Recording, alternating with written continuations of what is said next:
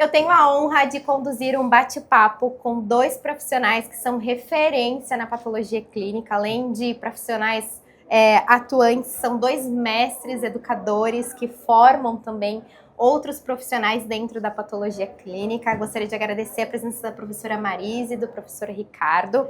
Obrigada. Professor, o senhor, como palestrante aqui no Congresso VET em Foco, gostaria que o senhor falasse um pouquinho dos temas que o senhor escolheu, o porquê que o senhor escolheu esses dois temas, qual o impacto que o senhor tem como objetivo gerar nos congressistas. Legal, primeiramente, não fui eu que escolhi os temas não, tá bom? Não, eu deixava descontraído, mas foi o Nairo, né, o que acontece, né, a parceria do Congresso, existe uma parceria com a Associação Brasileira de Patologia Clínica Veterinária, a qual eu faço parte da diretoria, né? Mas o Nairo, ele que coordena, né, ele que é um diretor científico, e aí ele que fez toda a grade e acabou escolhendo eu e esse tema por conta de sempre estar com a tecnologia envolvida, né? E um dos principais motivos é a gente tentar trazer um pouco de novidade para o pessoal, né? E essa parceria aí entre a BPCV, né, e o Congresso acontece já há 3 anos, né? Super ótima essa parceria, que é bom para a gente, né, para a gente conseguir mais sócios, e é bom para o Congresso para levar, né, cada vez mais conhecimento para o pessoal atualizado. Perfeito, professor. E falando de tecnologia, inovação, qual o principal ponto dentro desse tema que você abordou dentro do Congresso de inovação, assim? Porque assim, quando as máquinas estão cada vez mais presentes na nossa rotina, né, elas estão trazendo parâmetros novos para a gente. E cada vez mais a gente está tentando entender esses parâmetros, né? Então a ideia é que, na verdade, não é nem trazer, né, tanto novidade, é instigar o pessoal a estudar esses parâmetros. Porque eles na medicina existe há muito tempo, né? Existem muitos estudos clínicos com esses parâmetros.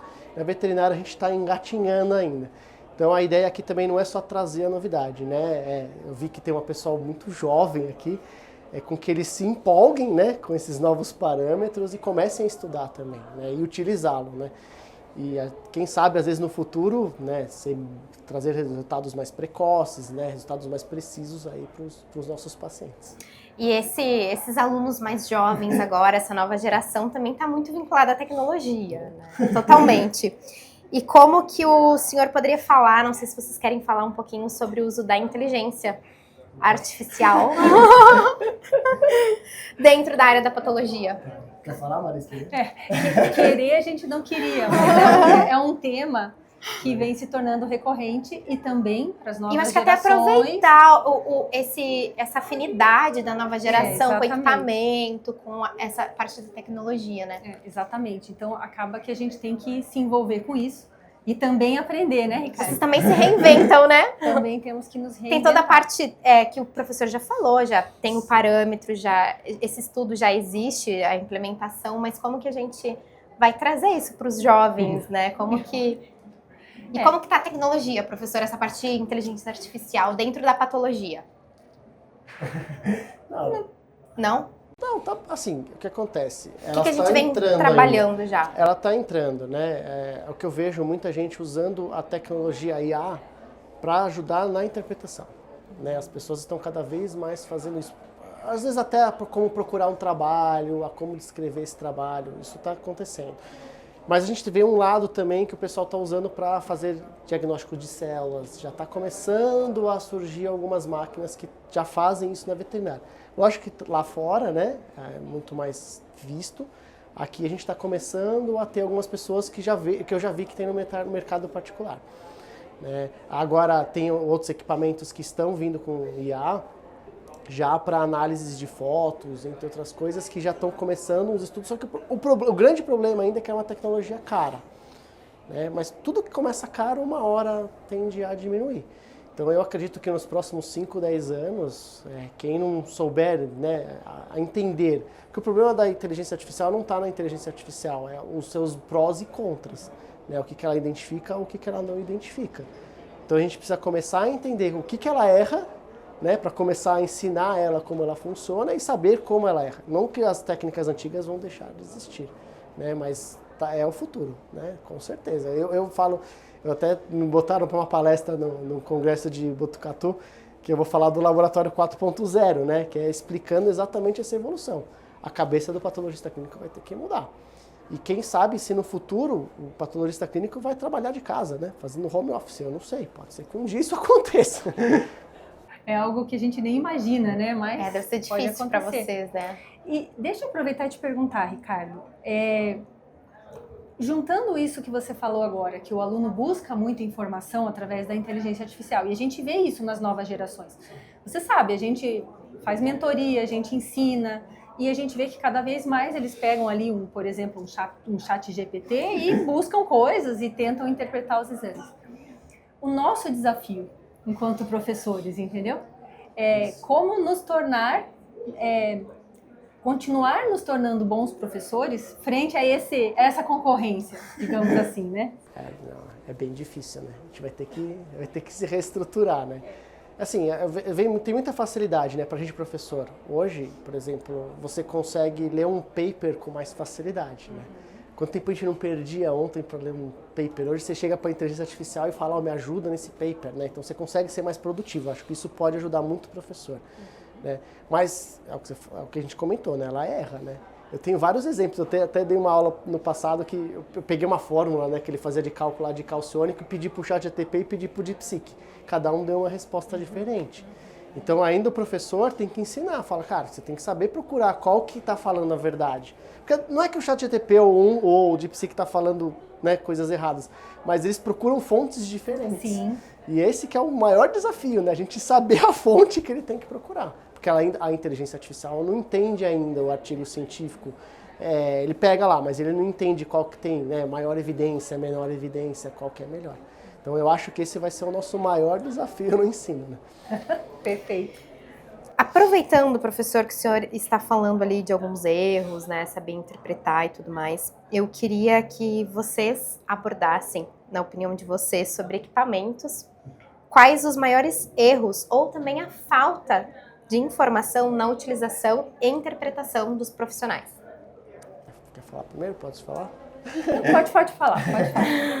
Não, acho que assim, o problema é que os equipamentos, o que acontece hoje? Não existe uma legislação brasileira para equipamentos veterinários, tá? Humanos existe de validação desses equipamentos. Então, esse é um dos maiores desafios que a gente tem na veterinária. O que acontece? Você pode pegar qualquer equipamento na China, nunca validaram, nunca fizeram nada, nenhuma contraprova, trazem para cá e saem vendendo. Então esse é um desafio muito grande para a gente, né? Então muitas vezes a gente está trabalhando com equipamentos que a gente nem sabe se funcionam ou não, né? Então esse é um dos maiores desafios. Agora, a gente tentar entender o que cada um erra e cada um acerta é muito particular, porque cada um tem a sua tecnologia, cada um tem sua patente, né? Então precisa de estudos para isso. Aqui na medicina fazem, é obrigação, né? A Anvisa, né, para você ter um equipamento aqui, você tem que ter esses estudos. E esse a gente não tem aqui na veterinária, né, infelizmente. Mas não que ela não possa existir, né? Novamente, né, instigando os alunos cada vez mais, seja dentro de uma pós-graduação, né, seja numa pós-graduação lato sensu quanto stricto sensu, acho que qualquer um pode começar a aprender e coisas básicas, né, que a gente não sabe. Às vezes a gente não sabe um efeito pré-analítico, o que pode causar naquela máquina que numa outra não causa, né? Às vezes a presença de um hematozoário, o que vai causar numa outra máquina que na outra não causa. Então são várias coisas que a gente tem que aprender ainda, que a gente não sabe. Quer complementar? Né? Não, e só complementando, justamente isso. Então, às vezes a experiência do Ricardo é com um determinado equipamento. A minha experiência é com outro equipamento. E a gente percebe coisas distintas. Então, ele deu um exemplo de como que um equipamento poderia, por exemplo, nos ajudar a imaginar que tem ali acontecendo uma presença de um hematozoário ou algum outro agente ali. Ou, por exemplo, eu consigo ver num equipamento que me solta um resultado de parâmetros numéricos, se de repente ali não tem uma agregação de eritrócitos, por exemplo. Eu poderia ter uma agregação de eritrócitos e achar alguma coisa estranha no meu parâmetro? Sim, poderia, né? E isso difere um pouco de equipamento para equipamento, de tecnologia para tecnologia. E, de novo, a gente está ali, né? A gente está ali prestando atenção e ensinando isso para os alunos, né? E para as novas gerações. Então, os equipamentos são excelentes, a tecnologia está aí, o Ricardo palestra bastante sobre isso, eles estão aí para nos ajudar, mas isso não quer dizer que a gente não tem que estar atento e prestando atenção. e se desenvolvendo cada vez mais, né? E o que vocês acham, na opinião de vocês, dentro da parte de patologia clínica? O que mais avançou nos últimos anos? Alguma técnica, algum diagnóstico específico ali que sofreu um avanço maior na rotina que vocês tenham na rotina de vocês ali? Deixa eu pensar aqui. Podem pensar, tá tudo bem. Tem várias coisas, né, que avançaram. É que, assim, existem desde novos parâmetros, né, que vão surgindo aí, novos testes que vão surgindo para tentar achar uma precocidade ou mais rapidez, né, até novos marcadores, né, então às vezes a gente pensa assim, uma célula, né, um eritrócito ali, uma hemácia, a gente pode começar a olhar marcadores internos dela, que pode começar a dar índices que a gente teria uma precocidade maior ou menor, né, de determinada doença. E hoje em dia já se fala até em prognóstico, né? Então depende às vezes de alguma coisa ou não, você vai ter um prognóstico mais favorável ou menos favorável, ou tratamento adequado. Então isso que eu acho que tem ajudado bastante assim, a nossa rotina, né? Mas, assim, toda novidade tem os seus prós e contras. Eu até comentei na palestra agora, né? Eu fui já fui num congresso e levantei uma bandeira de um determinado exame falando, olha, ele é maravilhoso, ele resolve o problema. E depois de alguns anos descobriu que ele tinha interferência com outras doenças. Então esse é um complicador que a gente não pode parar de estudar, né? A gente não vai parar de estudar e vai ter que né, mudar muitos conceitos ainda, né, que a gente tinha do passado. Com certeza. E a senhora tem alguma técnica que a senhora entenda que vem evoluindo bastante, que ainda vai sofrer uma grande evolução? Fala quando você fazia mormo com a sensação do complemento. Exato. Meu Deus. Como evoluiu. Bom, no mundo equino, né, no mundo da patologia clínica veterinária equina, esse acompanhamento da evolução dos equipamentos, ela também acontece, embora ela seja menos dinâmica que os pequenos. E isso a gente tem que concordar, né?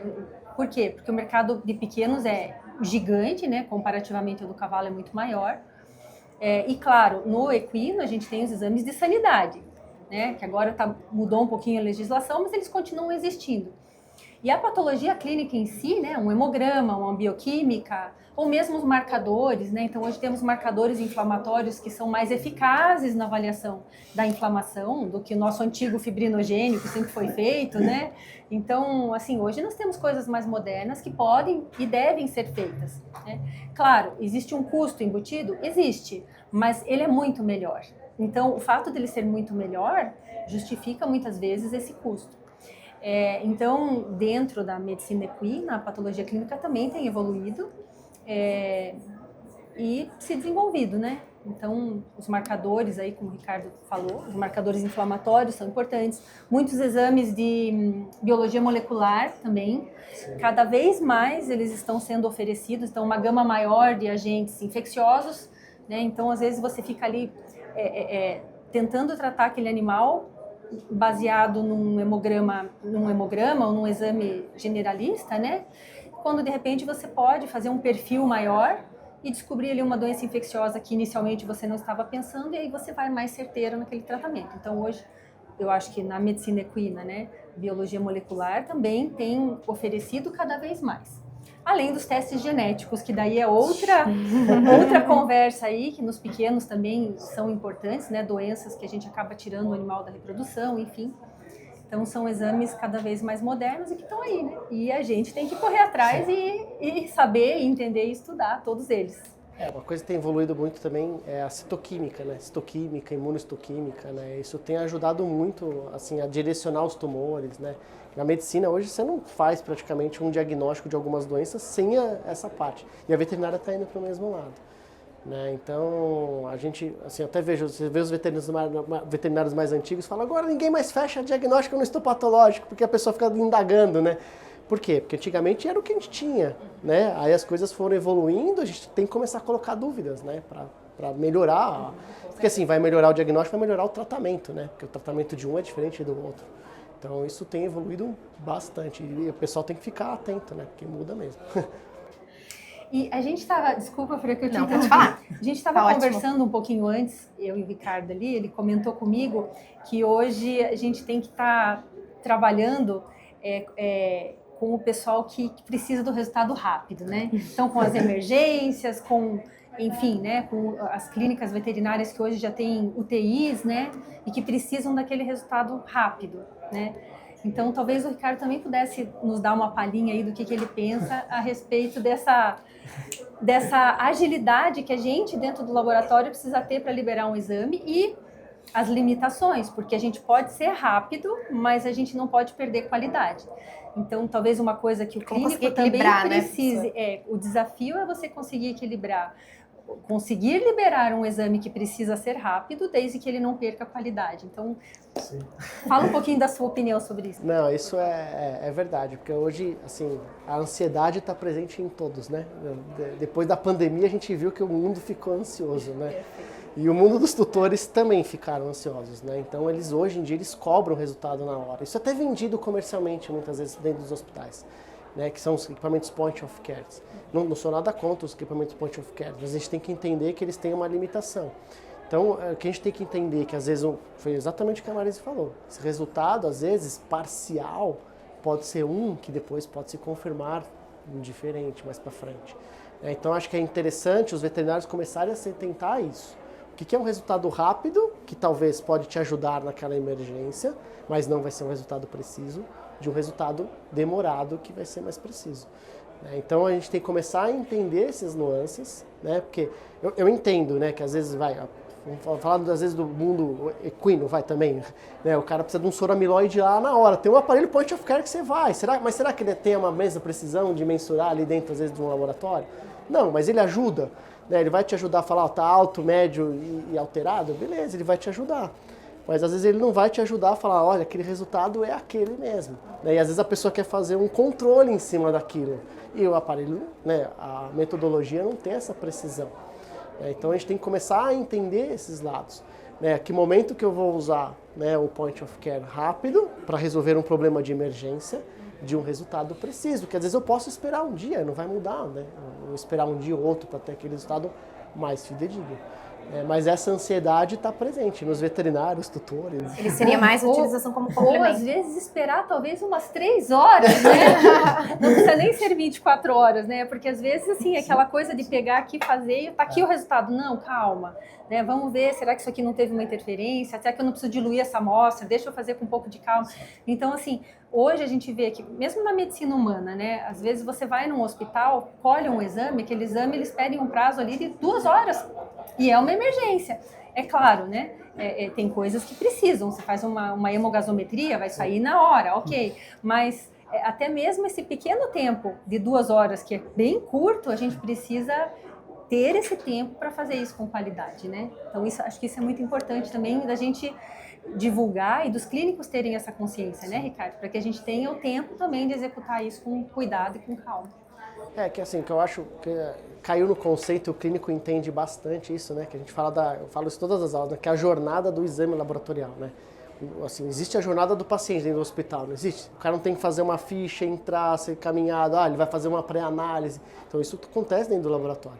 Então o cara tem que saber que o cara vai ter que avaliar o pré-analítico, se houve algum problema ou não. Ele tem que saber se o cara fez o preparo adequado ou não para aquilo. E aquilo lá tem que ser feito a coleta por uma pessoa especializada, né? Por uma pessoa, qualquer um pode fazer uma coleta? Não, né? Tem que ser uma pessoa especializada. E aí cabe ao patologista clínico fazer da forma correta, do tempo certo, né? Porque eu vejo às vezes muita na pressa, assim, alguns testes o cara fala, precisa fazer 3 lavagens. O cara tá com pressa, vai lá, fazer uma só. Aí já errou o diagnóstico, entendeu? Então, tem que saber seguir os protocolos, né? E às vezes essa diminuição de ansiedade acaba isso. Porque se você não tiver isso e o exame foi feito da forma errada, a orientação também vai ser feita errada. Né? Aproveitando que vocês estão falando ali da parte de equipe, desafio com clínico e laboratório, como é que vocês equilibram isso com a equipe de vocês? A professora Marise na parte equinos, a professora na parte de canos animais. Como que vocês fazem essa rotina, o clínico esperar? Como que vocês trabalham isso? E também tem que treinar quem trabalha dentro do laboratório, né? Para ele entender que realmente ele precisa daquele tempo para fazer o exame. Não dá para cortar os passos, né, professor? Reduzir e tudo mais. Como que vocês trabalham isso? A experiência. Bom, a senhora está vivendo isso agora, né? Estou. Na verdade, assim, imaginando que a gente dentro do laboratório precisa pensar em gestão da qualidade, eu acho que esse é o ponto fundamental. A equipe é o coração da gestão da qualidade. Então não adianta você ter um projeto de gestão da qualidade perfeito se a equipe não aderir àquilo, se a equipe não fizer as coisas como deve ser feita. Então esse é o maior desafio no treinamento da equipe, que a equipe siga o procedimento, que ela não mesmo diante da pressão, que ela consiga seguir aquilo e fazer aquilo com qualidade. Então, ter uma pessoa disposta, né, a trabalhar com qualidade é o primeiro ponto, na minha opinião. O segundo ponto é treinar esse pessoal para saber operar os equipamentos, saber distinguir os erros, que é aquilo que o Ricardo estava falando anteriormente, conseguir detectar os problemas, né? Então, esse treinamento também é fundamental. E, por fim, treinar essas pessoas a conversar com o clínico. Por quê? Porque também é parte da patologia clínica ajudarmos muitas vezes os colegas nessa interpretação. E muitos têm dificuldade ainda, né? Então, saber conversar com o clínico, a gente tem que estudar muito dentro do laboratório. Quem acha que patologista clínico só entende de hemácia, né, Ricardo, de bioquímica, não. A gente tem que estudar muita clínica, tem que estar em contato direto com o clínico, tem que estar se atualizando. Por muitas vezes o patologista clínico está em congressos de clínica para se atualizar, né? Então isso a gente tem que trazer para a equipe também. Então acho que são todos esses pontos. Você seguir os procedimentos, você saber de toda a operação do laboratório para detectar os erros e essa conversa com o clínico, né? Que é, via de regra, aquele que nos manda o exame, que é o nosso cliente final. Não sei, Ricardo. Não, acho que a Marise tocou o ponto principal. Acho que assim, a grande diferença de um médico veterinário, patologista clínico, de um técnico, né? Vamos pensar um farmacêutico, biomédico, é essa conversa com o veterinário. Porque se ele não entender de clínica, ele não vai saber. Quantas vezes a gente não pega um resultado e fala, nossa, tá estranho. A gente pega o telefone e tem que ligar. Né? Eu já cheguei a fazer entrevistas de pessoas de residências no passado, falo assim, eu não gosto de conversar com as pessoas, ou pro laboratório, tá errado. Você vai conversar, você não vai conversar às vezes com o tutor, né? Às vezes tem que conversar com o tutor também, mas às vezes você vai ter que conversar o dobro com o clínico. E tem que saber muito de clínico. É importante isso, né, professora? Porque eu não sei ali o que o senhor pega de filtro, às vezes, das experiências dos alunos, né? Mas são os alunos que eles já são mais fechados, é um perfil já mais que trabalha com uma atenção. Ali, claro, tem todo o foco, né? O super foco naquele. Mas são pessoas que não têm essa grande comunicação. Muitas vezes. Acho que a gente tem que ser realista também, né? Muitas vezes a pessoa que gosta de ficar dentro do laboratório, ela é mais introspectiva. Exatamente. Então ela fala, eu não quero falar com ninguém. Engano dela. Ela vai ter que conversar, ela vai ter que falar com o clínico. E é super importante isso para os participantes, como um diferencial também dentro da área, né? Sim, sim. Então, é isso, não tem como fugir disso aí, não. Tem que desenvolver, né, as hard skills, soft skills, Exatamente. Tem que desenvolver essa parte de comunicação. E essa parte hoje em dia tem muito aprimoramento também, né, professor? Independente da área que você for seguir, eu acho que é uma das principais áreas hoje, é você se qualificar naquilo, comunicar. Queria aproveitar que eu também estou com dois grandes coordenadores que aprimoram profissionais. Eu queria que vocês, para a gente finalizar, que vocês dessem dicas para quem está iniciando na patologia clínica. Queria que cada um talvez citasse um passo principal. Claro que a gente sabe a importância técnica, prática, qualificação, né? Aprimoramento, como o senhor falou, lá do senso, estrito senso. Mas o que vocês indicariam para esses participantes que querem iniciar na patologia clínica? Pode pensar, não tem problema. É que a gente tem bastante aluno, né, assistindo, é bem interessante. Sim, sim. Acho que assim, pelo menos a minha atualidade hoje, né, que eu trabalho num grande laboratório, mas eu sei que tem muitas pessoas que trabalham em pequenos laboratórios, né? Mas eu acho que assim, a principal é trabalho em equipe, né? Eu acho que a pessoa que trabalha sozinha dentro de um laboratório não dá, porque muitas vezes você vai começar um processo, outro vai terminar, então eu vejo que falta às vezes muita falta de comunicação, né? Por picuinhas às vezes que acontecem entre equipes, aquela equipe trabalhou mais que a outra, né? Eu acho que as pessoas têm que entender o que é um trabalho em equipe. E a patologia clínica é legal, eu vejo isso entre os alunos, né? A gente tem milhões de dúvidas e cada um tem milhões de experiências. Eu vejo vários grupos, as pessoas discutindo, mandando foto de lâmina. Eu acho que isso, você ter uma rede, né, de apoio, Tá? Mesmo que você trabalhe sozinho, né? Quando eu falo trabalho em equipe, não é o trabalho em equipe só da sua equipe, né? Às vezes do seu próprio concorrente, às vezes, né? De você estar lá, ter essa rede de apoio, porque um dia pode quebrar minha máquina, eu preciso mandar para outro lugar, então eu tenho que ter essa rede de apoio, né? Então, por isso que eu falo, vocês para os alunos, né? Tem aluno que fala, eu gosto de assistir só aula online. Eu falo, gente, vocês têm que vir na aula, vocês têm que fazer amigos, você vai precisar desse cara um dia. Vai no congresso, mesmo que você, já sei tudo sobre aquele tema, vai no congresso para conversar com as pessoas, para trocar experiência, porque um dia você vai precisar, né? A patologia clínica precisa muito desse apoio, porque é muito caro você ter uma máquina só para você fazer aquilo, né? Então você tem que ter, né, um amigo ou outro, mesmo que seja seu concorrente da cidade, não tem problema nenhum, né? Você tem que ter essa rede de apoio, senão você se dá mal. É verdade, isso que o Ricardo falou é muito legal, porque a gente percebe isso, né, Ricardo, sim, nos alunos. Então, a gente acolhe esse grupo de estudantes, a gente informa, a gente ensina, e quando termina, né, esse processo, eles estão unidos, eles formaram essa rede de apoio. Muitos já tinham, mas muitos não. E aí, quando a gente consegue fazer com que eles formem essa rede de apoio, isso perdura muitas vezes por muitos anos na vida deles. E aí, daqui a pouco, cada um desse daí pode se tornar uma referência, né, e passar a ensinar para outros. Então, essa rede de apoio é incrível, como o Ricardo bem citou, é super importante e a gente percebe isso nos alunos que a gente orienta, né? Eu, o Ricardo também. Então, muito legal ele ter comentado isso. E uma outra coisa que eu acho que também valeria a pena falar nesse sentido do que dizer para quem está começando na patologia clínica. Recentemente eu teve uma aluna que perguntou assim para mim, mas será que eu vou conseguir alcançar um sucesso não só profissional, mas financeiro também na patologia clínica? Muitos perguntam isso. Eu gosto de patologia clínica, mas eu gosto de clínica também. O que eu vou seguir? Às vezes o pessoal sai tão perdido.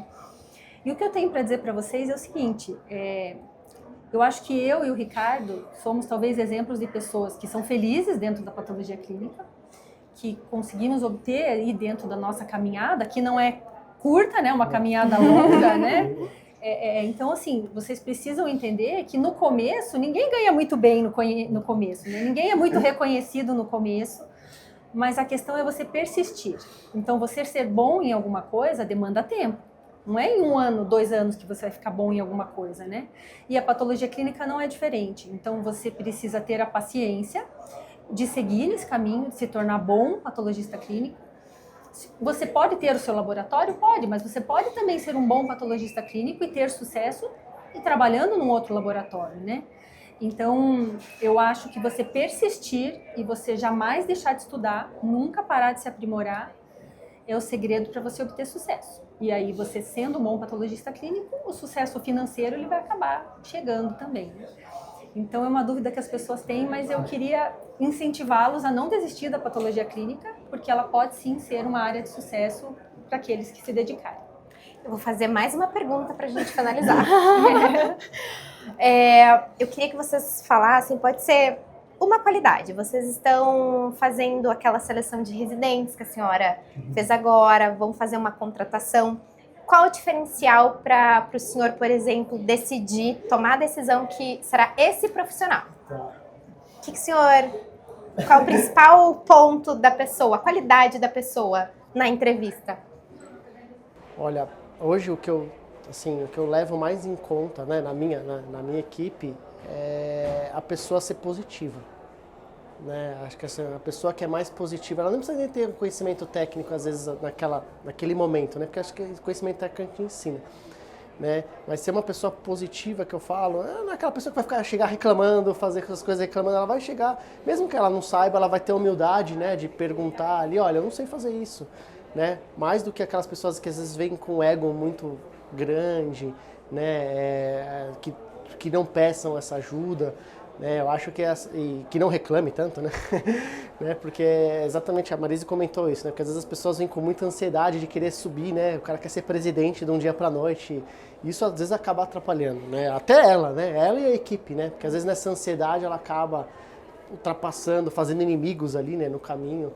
Mas acho que as 2 principais coisas que eu prego é a positividade e a humildade, né? São as coisas que eu mais procuro ali, né? Perfeito, professora. Eu diria, então, complementando isso que o Ricardo falou, talvez uma pessoa que tenha proatividade, né, que seja persistente naquilo e que consiga lidar com pressão. Isso em qualquer área, não só na patologia clínica, mas que saiba se manter calma diante de um desafio, mas que não queira fugir desse desafio, né? Ah, eu estou frente a esse desafio, vamos lá. Como é que eu faço isso aqui? Vamos lá, pedir ajuda, né? Me ajuda aqui, vamos lá, eu vou fazer e ir atrás. Então, eu acho que é isso, ser persistente e... Esqueci o que eu estava falando. Proativo. Proatividade. Não, proativo, ser persistente, ser proativo e aguentar um pouquinho essa pressão de se manter firme ali apesar das dificuldades. Então, acho que é isso. Perfeito, professores. Queria agradecer a participação de vocês, por vocês toparem esse desafio também, né? É um prazer estar É um aqui prazer. contigo. Foi ótimo. Obrigada, professor, por conseguir um momento nessa super agenda aqui de congresso. Eu que agradeço aí, agradeço. Foi ótimo aqui estar com a Marise, muito bom conversar com ela e com vocês. Agradeço aí vocês. Obrigada, viu, professor?